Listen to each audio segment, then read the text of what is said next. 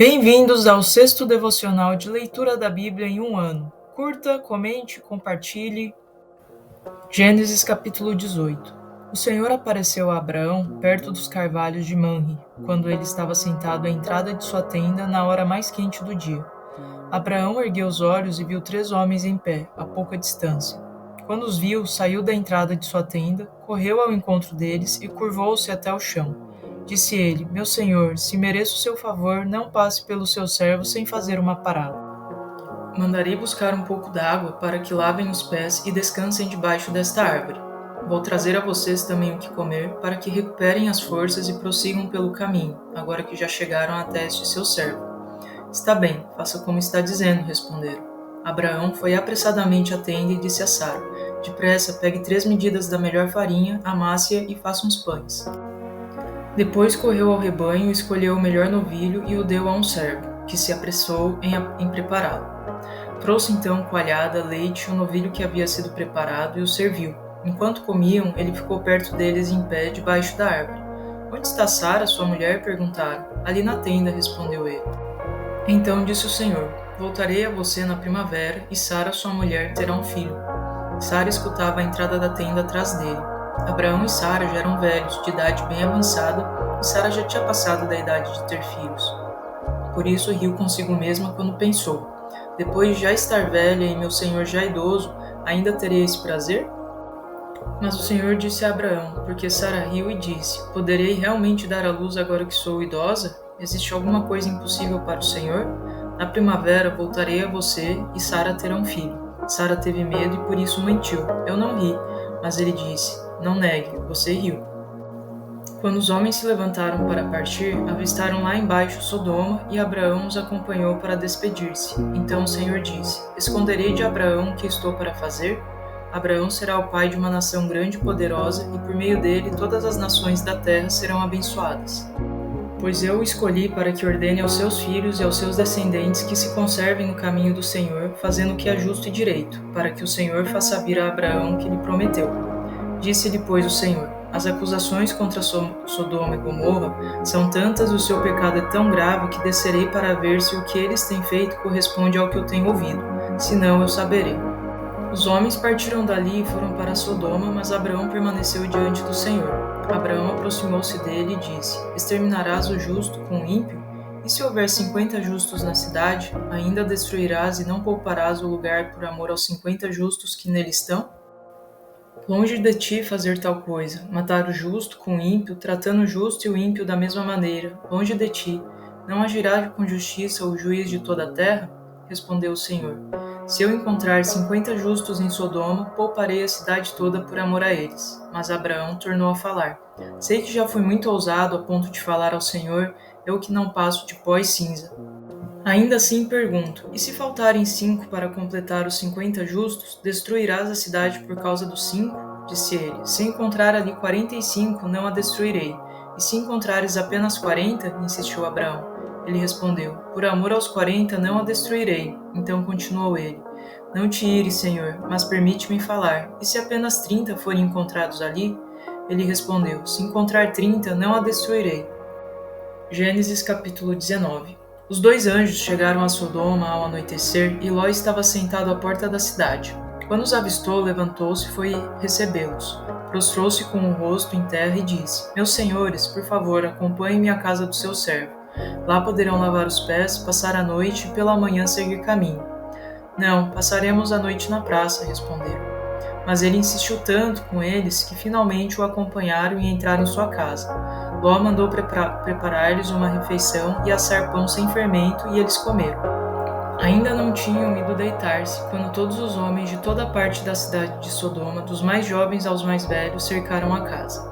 Chamaram Ló e lhe disseram: Onde estão os homens que vieram à sua casa esta noite? Traga-os para nós aqui fora, para que tenhamos relações com eles.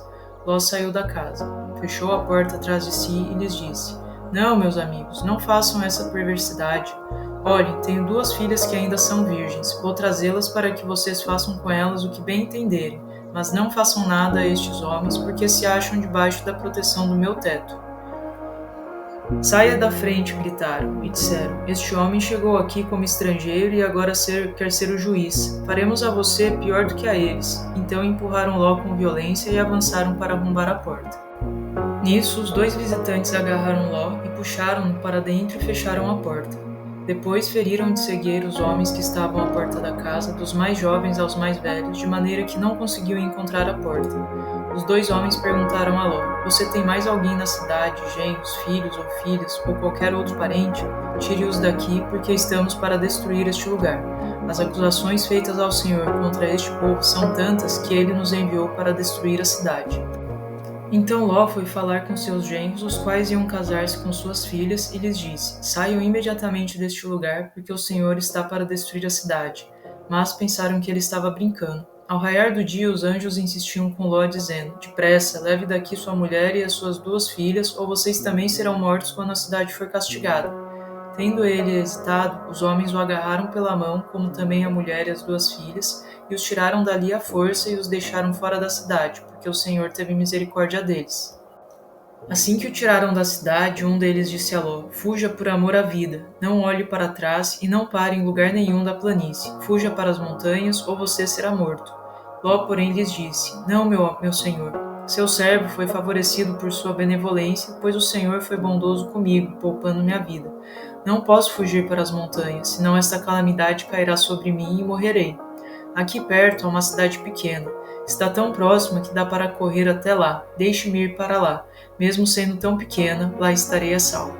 Está bem, respondeu ele. Também lhe atenderei a esse pedido. Não destruirei a cidade da qual você fala. Fuja depressa, porque nada poderei fazer enquanto você não chegar lá. Por isso a cidade foi chamada Zoar. Quando Ló chegou a Zoar, o sol já havia nascido sobre a terra. Então o próprio Senhor, fez chover do céu fogo e enxofre sobre Sodoma e Gomorra. Assim ele destruiu aquelas cidades e toda a planície, com todos os habitantes das cidades e a vegetação.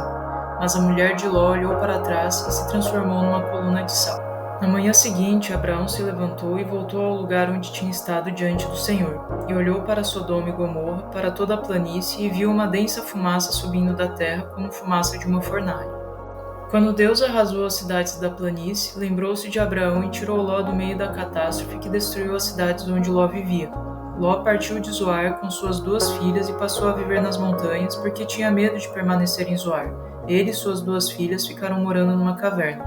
Um dia, a filha mais velha disse à mais jovem: Nosso pai já está velho e não há homens nas redondezas que nos possuam, segundo o costume de toda a terra. Vamos dar vinho a nosso pai e então nos deitaremos com ele para preservar a sua linhagem. Naquela noite deram vinho ao pai e a filha mais velha entrou e se deitou com ele. E ele não percebeu quando ela se deitou nem quando se levantou. No dia seguinte, a filha mais velha disse à mais nova: Ontem à noite deitei-me com meu pai. Vamos dar-lhe vinho também esta noite, você se deitará com ele para que preservemos a linhagem do nosso pai. Então outra vez deram vinho ao pai naquela noite e a mais nova foi e se deitou com ele e ele não percebeu quando ela se deitou nem quando se levantou. Assim, as 2 filhas de Ló engravidaram do próprio pai. A mais velha teve um filho e deu-lhe o nome de Moabe. Este é o pai dos moabitas de hoje. A mais nova também teve um filho e deu-lhe o nome de Ben-Amir. Este é o pai dos amonitas de hoje. Gênesis capítulo 20. Abrão partiu dali para a região do Neguebe e foi viver entre Cádiz e Sur. Depois morou algum tempo em Gerar. Ele dizia a Sara, sua mulher, era sua irmã. Então Abimeleque, rei de Gerar, mandou buscar Sara e tomou-a para si. Certa noite, Deus veio a Abimeleque num sonho e lhe disse: Você morrerá, a mulher que você tomou é casada. Mas Abimeleque, que ainda não havia tocado nela, disse: Senhor, destruirias um povo inocente? Não foi ele quem me disse: Ela é minha irmã? E ela também não me disse: Ele é meu irmão? O que fiz foi de coração puro e de mãos limpas. Então Deus lhe respondeu no sonho: Sim, eu sei que você fez isso de coração puro. Eu mesmo impedi que você pecasse contra mim e por isso não lhe permiti tocá-la. Agora devolva a mulher ao marido dela. Ele é o profeta e orará em seu favor para que você não morra. Mas, se você não a devolver, esteja certo de que você e todos os seus morrerão. Na manhã seguinte, Abimeleque convocou todos os seus conselheiros e, quando lhes contou tudo o que acontecera, tiveram muito medo. Depois Abimeleque chamou Abraão e disse: O que fizeste conosco? Em que foi que pequei contra ti para que trouxesses tamanha culpa sobre mim e sobre o meu reino? O que me fizeste se não se faz a ninguém? E perguntou Abimeleque a Abraão: O que te levou a fazer isso? Abraão respondeu: Eu disse a mim mesmo: Certamente ninguém teme a Deus neste lugar e irão matar-me por causa da minha mulher. Além disso, na verdade, ela é minha irmã por parte de pai, mas não por parte de mãe, e veio a ser minha mulher. E quando Deus me fez sair errante da casa de meu pai, eu disse a ela: Assim você me provará sua lealdade, em qualquer lugar aonde formos, diga que sou seu irmão. Então Abimeleque trouxe ovelhas e bois, servos e servas, deu-os a Abraão e devolveu-lhe Sara, sua mulher. E disse Abimeleque: Minha terra está diante de ti, podes ficar onde quiseres. A Sara lhe disse: Estou dando a seu irmão 1000 peças de prata para reparar a ofensa feita a você diante de todos os seus, assim todos saberão que você é inocente. A seguir Abraão orou a Deus, e Deus curou Abimeleque, sua mulher e suas servas, de forma que puderam novamente ter filhos, porque o Senhor havia tornado estéreis todas as mulheres da casa de Abimeleque por causa de Sara, mulher de Abraão. Mateus capítulo 6. Tenham cuidado de não praticar suas obras de justiça diante dos outros para serem vistos por eles. Se fizerem isso, vocês não terão nenhuma recompensa do Pai Celestial. Portanto, quando você der esmola, não anuncie isso com trombetas, como fazem os hipócritas nas sinagogas e nas ruas, a fim de serem honrados pelos outros. Eu garanto que eles já receberam sua plena recompensa. Mas, quando você der esmola, que a sua mão esquerda não saiba o que a está fazendo à direita, de forma que você preste a sua ajuda em segredo. Eu, seu Pai, que vê o que é feito em segredo, o recompensará. E quando vocês orarem, não sejam como os hipócritas. Eles gostam de ficar orando em pé nas sinagogas e nas esquinas, a fim de serem vistos pelos outros. Eu asseguro que eles já receberam sua plena recompensa. Mas, quando você orar, vá para o seu quarto, feche a porta e ore a seu pai, que está em secreto. Então seu pai, que vê em secreto, o recompensará. E quando orarem, não fiquem sempre repetindo a mesma coisa, como fazem os pagãos. Eles pensam que por muito falarem, serão ouvidos. Não sejam iguais a eles, porque o seu Pai sabe do que vocês precisam, antes mesmo de o pedirem.